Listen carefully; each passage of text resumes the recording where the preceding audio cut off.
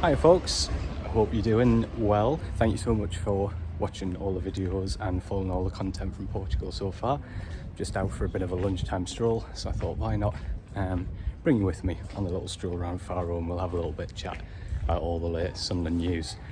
Now obviously I'm recording this before tonight's game against Sporting Lisbon. I'll have full coverage and reaction from that in due course. Not expecting a huge amount to change in terms of team news. I was at training yesterday. Nectar Triantis was involved in the session, looked to be moving pretty well.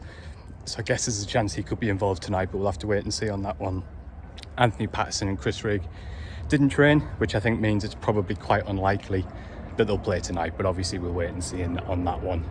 Again, you know, both have been doing their own kind of stuff over the week. Rigg's trained fully at times, so has Patterson.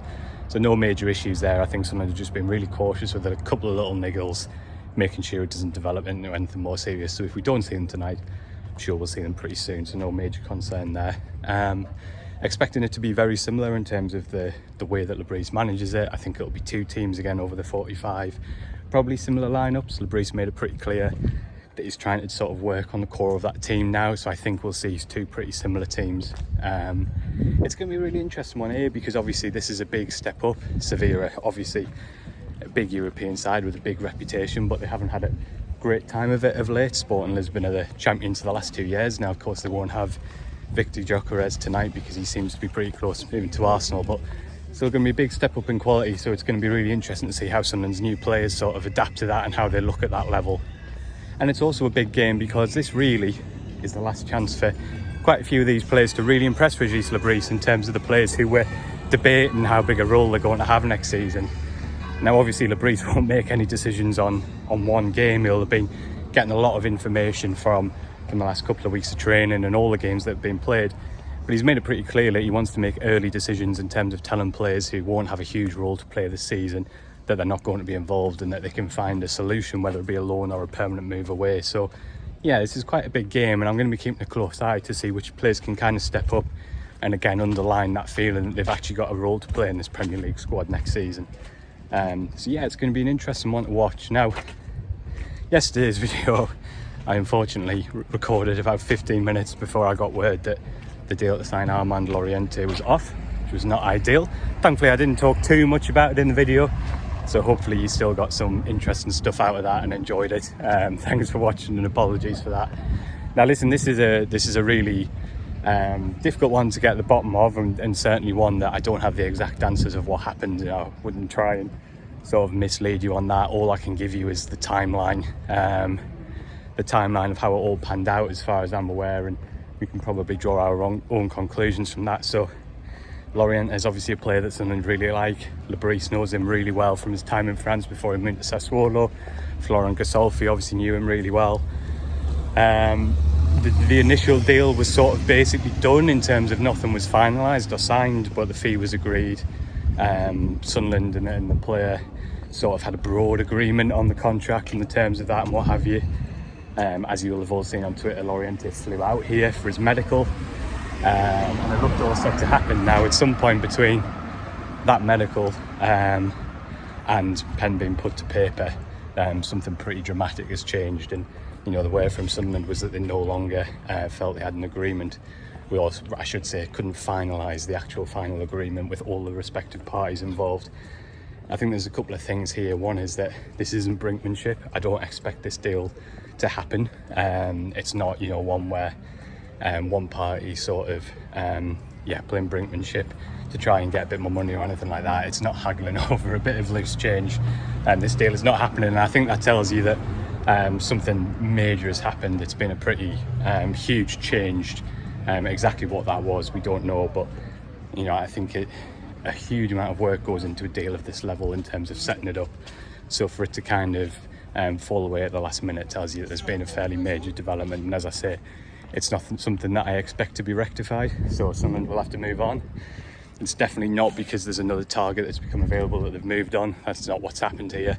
I think Sunderland will take a pause now. They'll obviously have other targets, but they'll also be looking at the players already in the squad and working out their next steps. So it's been a really positive transfer window so far, but that's obviously one big setback, and a real shame really, because we talked a little bit about kind of the depth of the squad, the challenge of the African Cup of Nations last year. I think Loriente's sort of versatility and top tier experience made him look like a really good acquisition.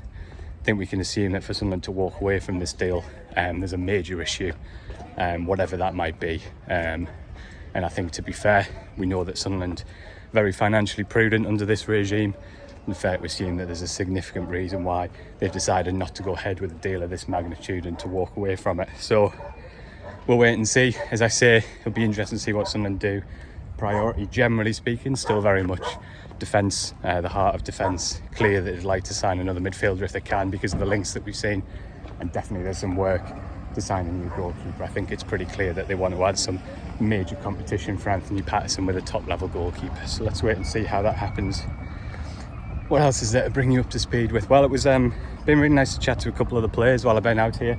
Spoken to Dan Ballard and Eliza Meander, which obviously real pleasure to speak to those guys, and you can find the interviews over the Echo, so on the Echo website, so go and have a look at them. But I think what's really clear from speaking to those players who were here last season is a huge lift in standards. I think that the new coaching staff that have come in, guys who've worked at the highest level for a long period of time, and I think in combination with the staff that were already here, I think there's a real feeling that the standards have gone up and that Sunderland are really building a elite level training environment. And I think that was obvious even just from the little bits of training I've seen.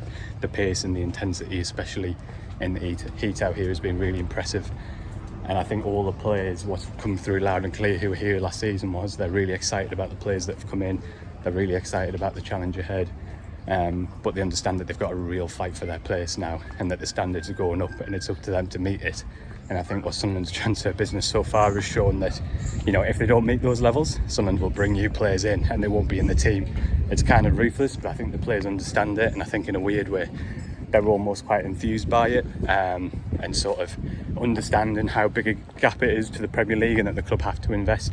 I think it's created a competitive environment, but one where people are quite excited about the future as well. So it's going to be really interesting to see how these guys go in terms of trying to meet that challenge. Nice speaking to Eliza Meander as well. Just so obvious how much warmth he's got for the club because of the journey that he's been on and the way the fans have taken to him. He spoke about how he feels like the identity of this team is to fight for the fans. And I really like that line, and I think it sums up why he's so popular. Yes, because he's quick, he's talented, and he scores goals, but he works so hard, he's so humble as well, and so that was a real pleasure. And obviously you'll have seen as well, we had a bit of chat about it the other day, but been speaking to Regis Labrise as well while I'm out here, and it was interesting asking him about the African Cup of Nations. I know that's something that's been a big talking point. I think fans really excited and enthused by Sunderland's transfer business, but a little bit worried about the number of players going the African Cup of Nations. And a couple of things that Labrie said really to this was, one was that, look, you can never have the absolute ideal transfer window. You can never get everything you want. We've signed really good players that we're really happy with, who we think are going to make us really competitive. The downside is, yes, a few of them are going to be away for a few weeks potentially. He did also make the point that you don't know how long these players are going to be away for. Some of them could only be away for a week or so, so not to get too sort of caught up in that.